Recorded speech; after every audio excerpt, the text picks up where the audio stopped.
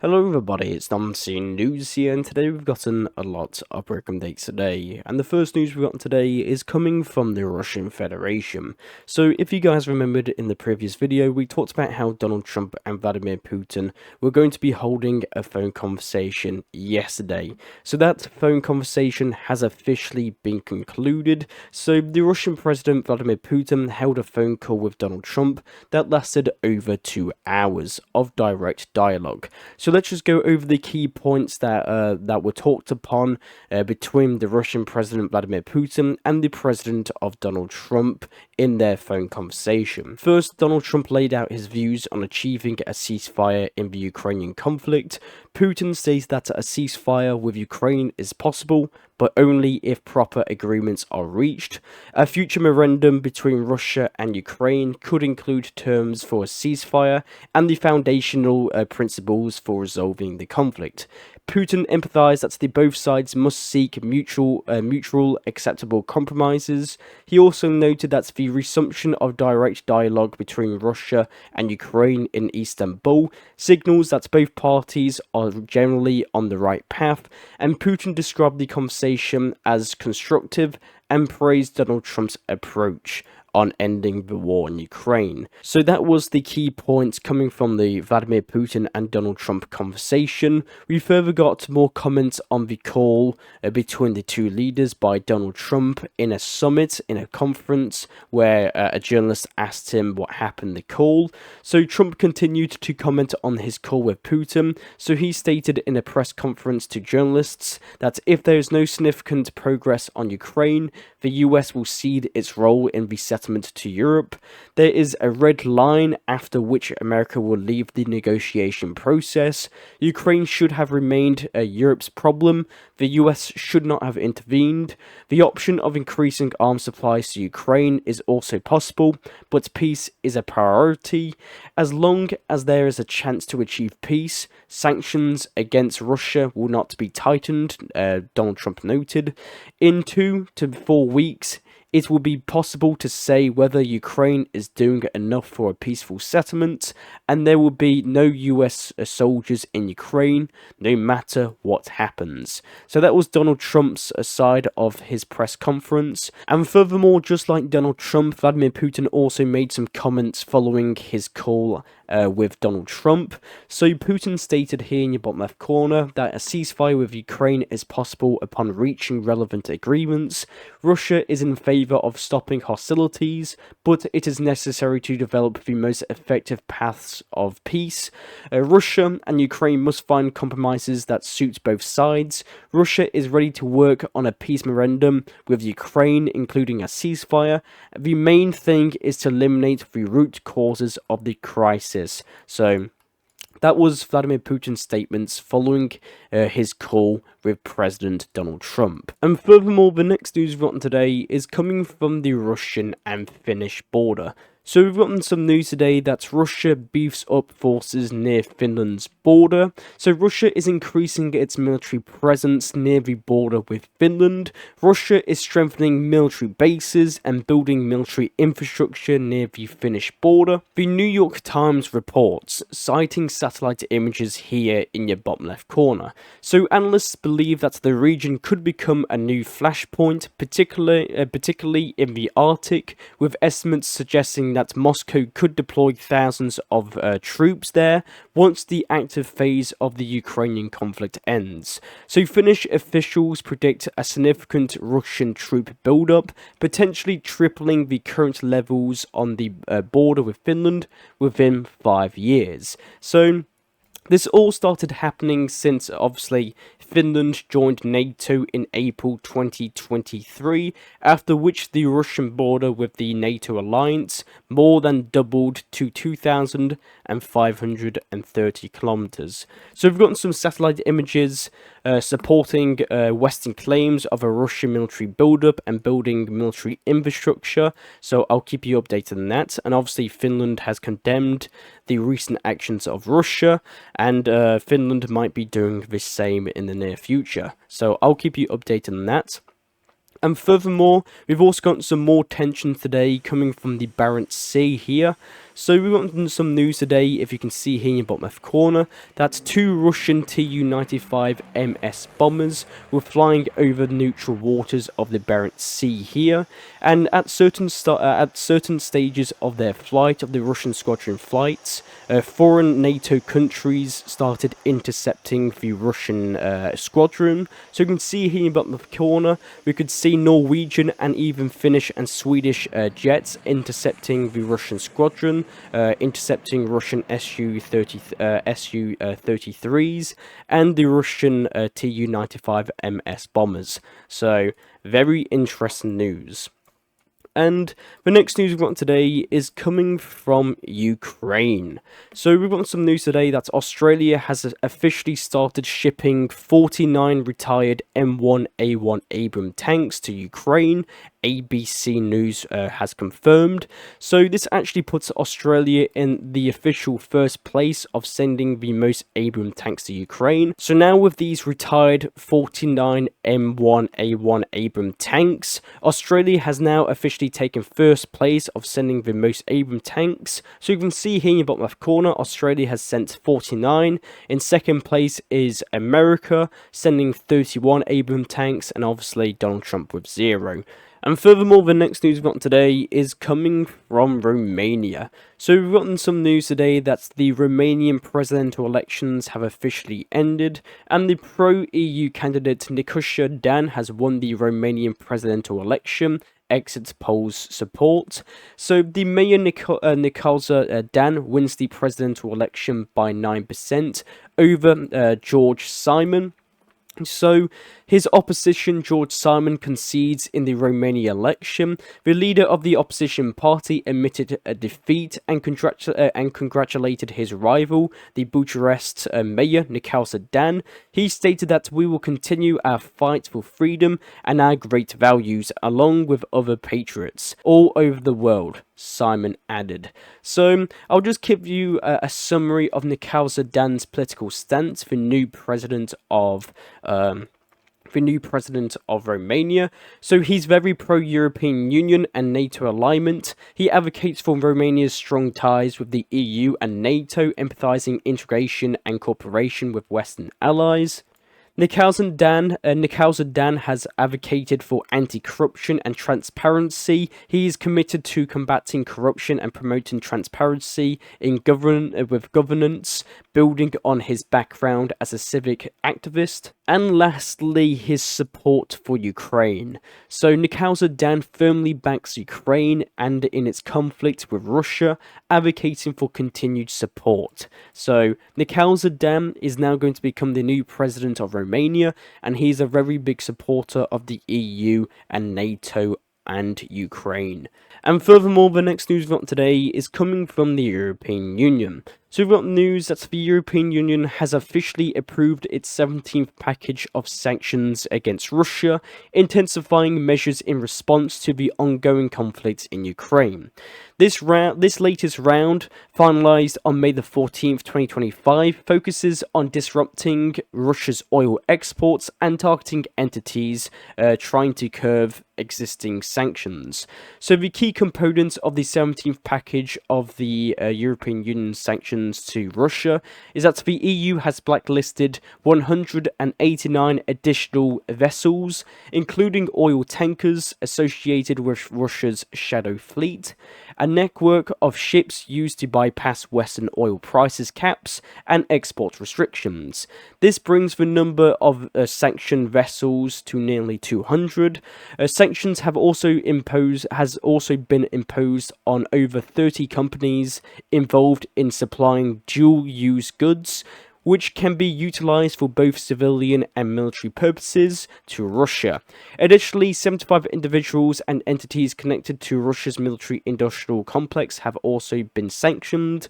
The EU has also introduced export bans on chemicals used in missile production, aiming to curb Russia's military capabilities. So that is what's in the 17th sanction package to Russia, and according to the European Commissioner, the 18th package is already underway. So the 18th sanction package on Russia is already being prepared.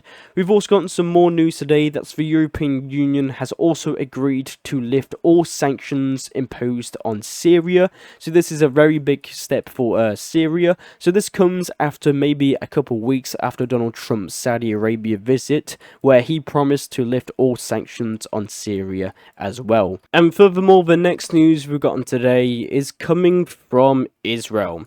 So if you remember in yesterday's video, we talked about how Benjamin Netanyahu and Israel confirmed plans for a full takeover of Gaza to destroy Hamas. So according to Benjamin Netanyahu, the Prime Minister of Israel, he stated that we are going to take control of all areas of the Gaza Strip. Our fighters did a great job this morning too, and I can't go into details. So then Benjamin Netanyahu has actually just approved the Gilead's Chariots operation, which we talked about yesterday. So the Israeli Defense Forces have released footage from their latest military campaign, dubbed the Gilead's Chariots, which we talked a lot about yesterday, which began yesterday in the Gaza Strip. The operation aims to destroy Hamas and to release the 59 hostages that are left. So Israel has launched a huge ground campaign in the Gaza Strip in order to defeat Hamas and secure and release the 59 hostages that are still in captivity. But as a result, obviously there's been huge numbers of civilian deaths that have been happening. If you can see here in the bottom left corner, we've gotten some videos and some footage from the campaign, the Gilead's Chariots. So very interesting news. But a lot of countries are not happy with Israel's new operation, the Gilead's Chariots, which have obviously already led to a huge death of civilian population. And due to Israel's latest operation of the Gilead's Chariots, the UK will be suspending all arms sales to Israel. According to the British Foreign Minister, that could be used in Gaza. So so he's practically saying that the UK will not be sending any weapons to Israel because it could be used in Gaza. We've also got news that the UK also pauses free trade agreement negotiations with Israel over Gaza. And we've also got news that the UK, France and Canada have condemned Israel over the humanitarian catastrophe in the Gaza Strip. The joint statement also opposes Israel's new Gilead's Chariots offensive. So the UK is now pausing arms sales in Israel, and a lot of European countries that obviously sell weapons to Israel are now condemning Israel's operation in Gaza. And we've also got some news today that according to CNN, the US has also received some new intelligence that Israel is going to be making some preparations to strike Iran's nuclear program. So along with that, we've also got news that Iran has actually turned down the 5th round of US-Iran talks that was scheduled to be held this Sunday in Rome, Italy. Iran did not provide any alternative dates. And we've also got news that Iran has actually declined Oman's invitation to attend the 5th round of nuclear talks with the United States.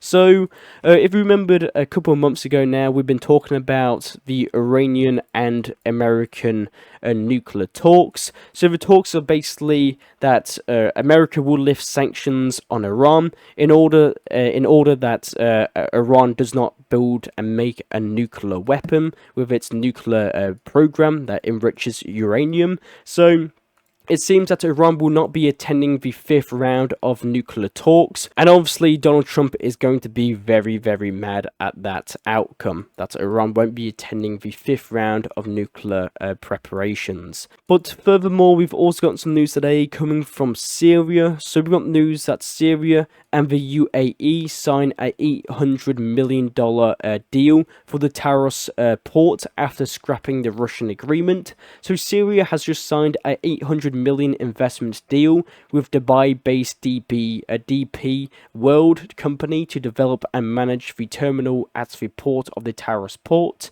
The agreement includes plans for industrial zones, free trade areas, and transit hubs. The deal follows the deal with Dubai and the UAE follows Syria's cancellation of the $500 million port agreement with Russian firm in January 2025. So Syria is now replacing Russian companies with UAE-based companies, and Syria and the UAE have just signed a $800 million package and deal for the Taros port after scrapping the Russian agreement. So the UAE will now be kind of controlling the Taros military port, which there will be, according to news we've got, an expanding economic cooperation and economic trade in that port. So very interesting news.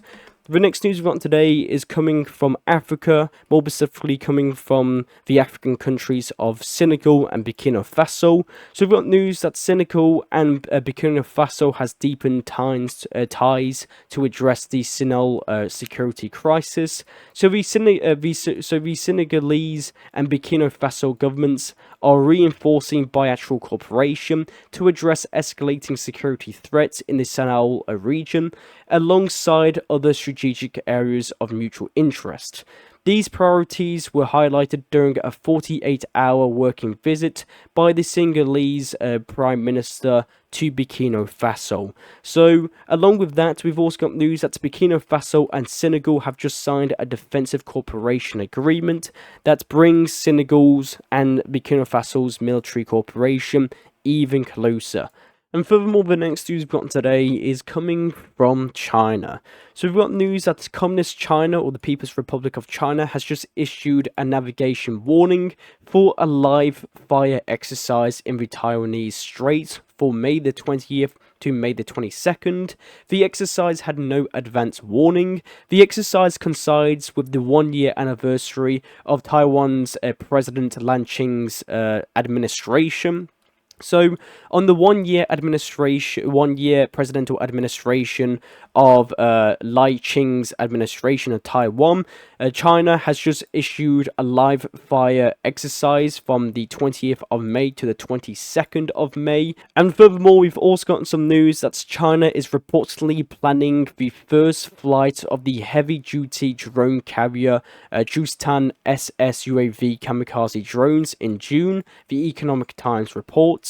So you can see here in the bottom left corner, China is actively now designing a drone carrier that carries drones to targets. So you can see here in the bottom left corner, the UAV is said to have a range of up to 7,000 kilometers and can launch more than 100 AI-controlled FPV drones at an altitude of 15 kilometers. So very interesting developments, and I'll keep you updated if that goes ahead.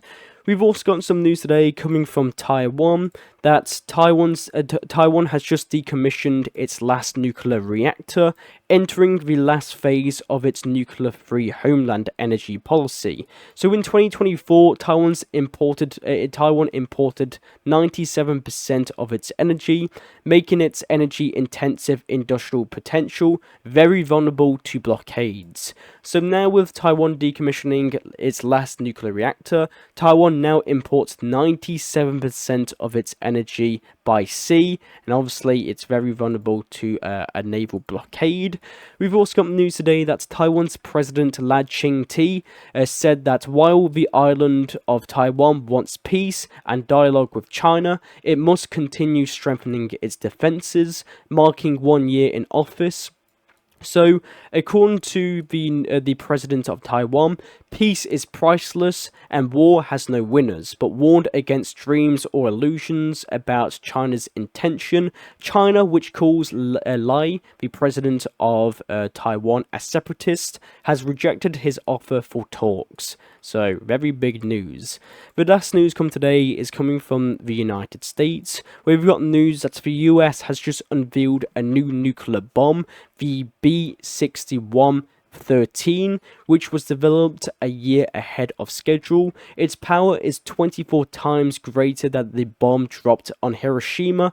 The B-6113 is designed to destroy fortified underground facilities and target over large areas. The new modification will replace the aging B-61-7 nuclear bomb and will be used in the arsenal of the strategic bombers. So the US has just unveiled a new nuclear bomb, the B-6113, which has been developed 1 year ahead of schedule. So interesting news. We've also got news that the US Secretary of Defense, the US Defense Secretary Pete Hegseth has just ordered a full investigation into the US military withdrawal from Afghanistan. And the last news we've gotten today is that Joe Biden has been diagnosed with aggressive form of prostate cancer. And that's all the news I actually have for you today. I am Non-Scene News. I'll try and provide you news that medias around the world do not show you. I do these videos hopefully daily, so consider subscribing and liking. If you like what I do on this channel, please consider donating in the link in the description below, either donating in the PayPal link or becoming a member of the channel. If you also want to get extra news that I'm not able to post on YouTube, or just simply don't have time to fit it on my YouTube videos, consider joining the Telegram channel in the link in the description below. Thank you very much for watching, and I'll see you all later. Bye.